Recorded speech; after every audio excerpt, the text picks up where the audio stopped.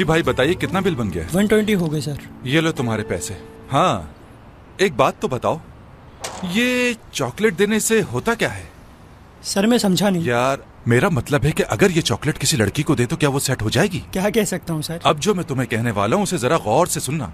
तुम्हें मालूम होना चाहिए कि लड़कियों को चॉकलेट्स बहुत पसंद होती हैं और ये सेटिंग करने का आसान तरीका है। हाँ हाँ।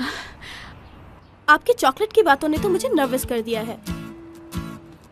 आप एक तरफ क्यों नहीं हो जाते ताकि मैं भी कुछ ले सकूं?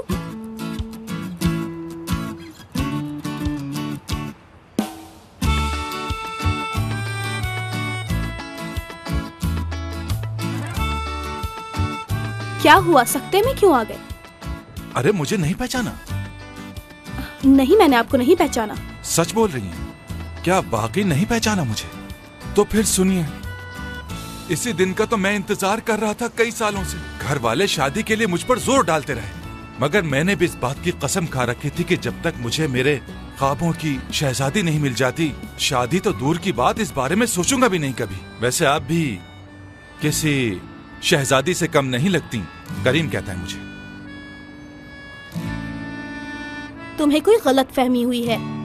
मेरी बात सुनो, मुझे गुस्सा मत दिलाओ। अपने काम से काम रखो समझे, और हट जाओ मेरे सामने से। क्या बात है, यही अंदाज तो मुझे पसंद है, बिल्कुल शहजादियों जैसा अंदाज। अच्छा तो वहाँ चलकर बैठते हैं, कुछ बातें करते हैं। जब किस्मत ने हमें मिला ही दिया है तो क्यों ना किस्मत पर ही छोड़ दें। अच्छा तो वहाँ देखो, वो रास्ता दिख रहा है, उसी रास्ते से वापस निकलो। ये क्या बात है, ये देखो तुम अपनी हरकत। मैं निकलूं? अंदाजा हो रहा है मुझे तुम्हारा। ओके मैं समझ गई।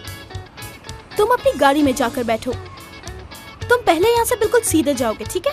थोड़ी सी दूर वहाँ पर एक कट है, वहाँ जाके एक यू टर्न ले लेना। समझ गए? क्यों, वहाँ पर क्या है? हॉस्पिटल है। तुम्हारी तबीयत ठीक नहीं है, डॉक्टर की जरूरत है तुम्हें। बेहतर होगा कि अपने दिमाग का इलाज करवाओ। बहुत देर से बकवास कर रहे हो। हटो, रास्ता छोड़ो मेरा।